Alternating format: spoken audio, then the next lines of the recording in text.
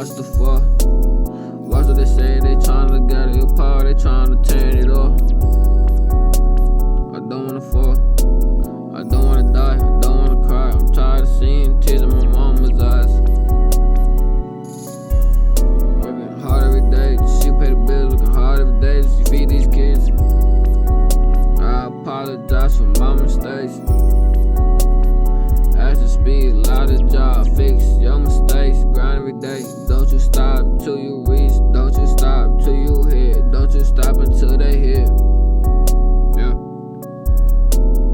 Things inside my mind, I wanna leave. Yeah, these things inside my mind, they made me wanna have to leave. Wanna go at wall, yeah, and never come back. I might just come back, I might never come back. Stuck inside the trap, yeah, I'm stuck inside the box.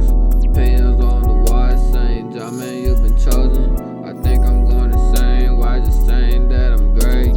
I don't know what to think. I'm getting closer to the way, I'm getting closer to the thing. I need to know just how to think. I got my, yeah.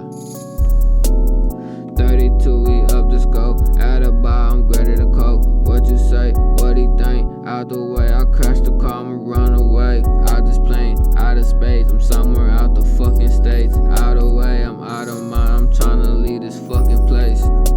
Yeah. Fuck a fake friend, man, I don't need, I'm stuck inside a horrible. People tryna lay, I heard them, out of the way. Yeah. Don't try to get inside the way. Why they tryna delay my time, knowing that it's now? I swear that it's a great. I swear it caused me pain to do that thing. I caused you love. I thought that it was love. Now I know I hate. Now I know it's hate. Now I know how it feels to truly hate what you love. I hate what I become. I'ma come outside the room. I'ma become something great. They screaming out my name in front of the fans. Shining lights, it's all on me. Yeah.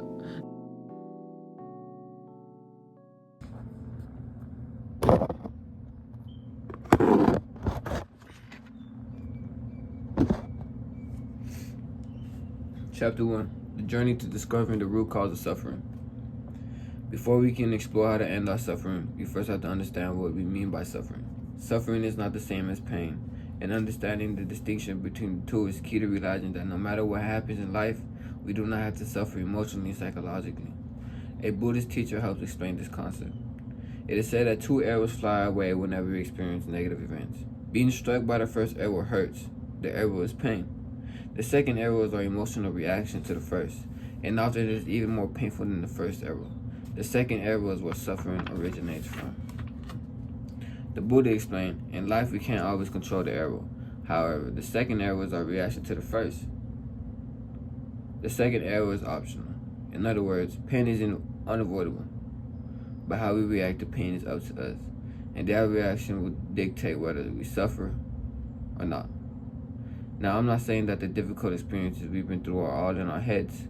On the contrary, terrible and unforgettable things have happened to people every day.